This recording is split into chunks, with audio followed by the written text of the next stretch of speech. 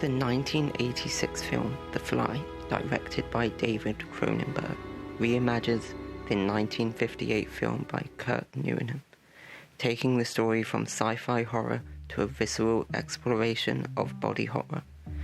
What begins as a sci-fi exploration into teleportation spirals into a grotesque journey of transformation, blurring the line between human and creature, challenging our ideas of identity. Body horror and transformation in The Fly. At its core, The Fly is a quintessential example of body horror, a subgenre that confronts us with images of bodily transformation and decay. Here, the protagonist Seth Brundle, portrayed by Jeff Goldblum, embodies the classic trope of the mad scientist.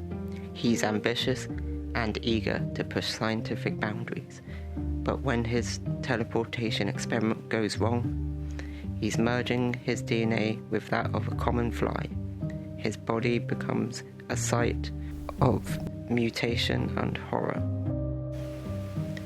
Body horror often reminds us of the fragility of our bodies, as Seth's appearance changes piece by piece as we witness his skin blistering, teeth falling out and limbs contorting, each transformation striking a visceral chord.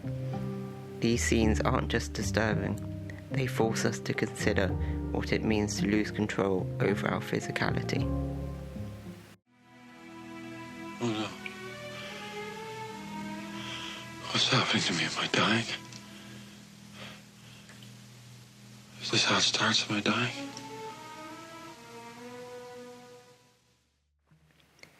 The question of humanity and identity. But Cronenberg's vision goes beyond just physical horror. Through Seth's mutation, The Fly asks us what truly makes us human. As Brundle's appearance shifts, his identity erodes, his humanity, intellect, and even emotions blur as he succumbs to animalistic urges. He becomes both terrifying and pitiable, forcing viewers to ponder the cost of transformation. Seth. You were right. I'm diseased, and it might be contagious somehow. I wouldn't want to infect you. This is the paradox that makes The Fly so haunting. Transformation can be both a pathway to evolution and a descent into monstrosity. Seth initially believed his merging with The Fly is an enhancement, a move towards becoming superhuman. But as he begins to lose his sense of self, he faces a brutal reality. Change, especially one that pushes the limits of nature, often comes at a devastating cost. The dynamics of power, gender, and objectification. Interestingly, The Fly challenges conventional portrayals of power, gender, and even the idea of objectification in horror. Traditionally, the female body is often objectified in these genres. However, here it's Seth's body that is scrutinized, deteriorating, and ultimately made monstrous. His mutation becomes a dark parody of masculinity. What was once physical strength and sexual appeal becomes grotesque and unsettling.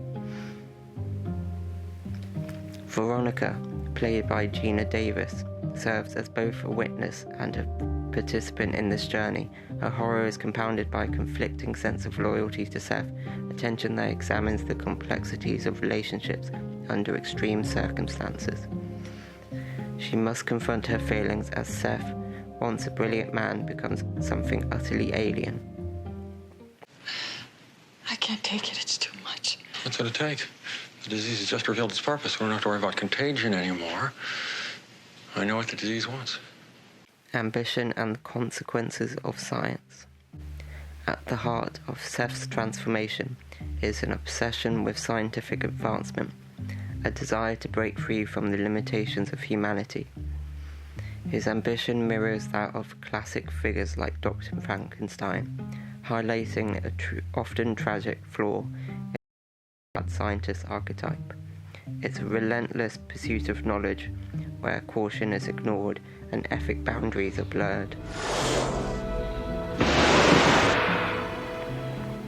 In The Fly, Seth's lack of restraint becomes his undoing. His transformation is a direct consequence of his refusal to recognize the potential horrors of his experiment. Cronenberg's film thus speaks to the dangers of unchecked ambition, a warning that our quest to transcend human limitations might come with unintended, monstrous consequences. Monstrosity as reflection and reality. Horror often thrives on the uncanny, on the moment where what was once familiar becomes unsettling. The Fly taps into this by taking Seth's transformation to its terrifying climax, where he becomes the creature known as Brundlefly. The film pushes this grotesque imagery to question not only what is monstrous but what is real. Brundlefly is a reminder that reality might not be as stable as we assume it. It can twist and decay, challenging the structures of logic and identity that we rely on. Cronenberg's use of practical effects and close-ups amplifies this theme, making us feel the weight of each deformed limb, each rotting tissue, by forcing us to confront the grotesque. The Fly asks, what if the monster is not a deviation, but a true reflection of the human condition, where identity, power, and morality are all malleable and fragile?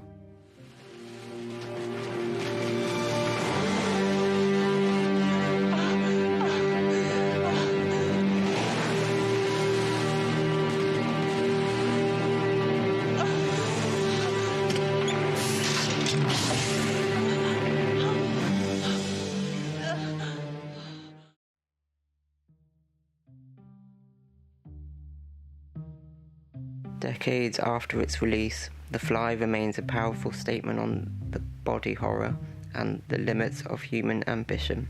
Through Seth Brundle's A Tragic Descent, Cronenberg masterfully illustrates how transformation, whether physical, emotional, or ideological, can unravel the self, pushing to the edge of humanity and beyond. In its visceral portrayal of change, The Fly invites us to confront our deepest fears about identity, control, and the monstrous potential within. Ultimately, The Fly isn't just a horror story, it's a meditation on what happens when our ambition outpaces our understanding, and when our greatest desire for transformation reveals a horror more profound than any creature, the loss of our very sense of self.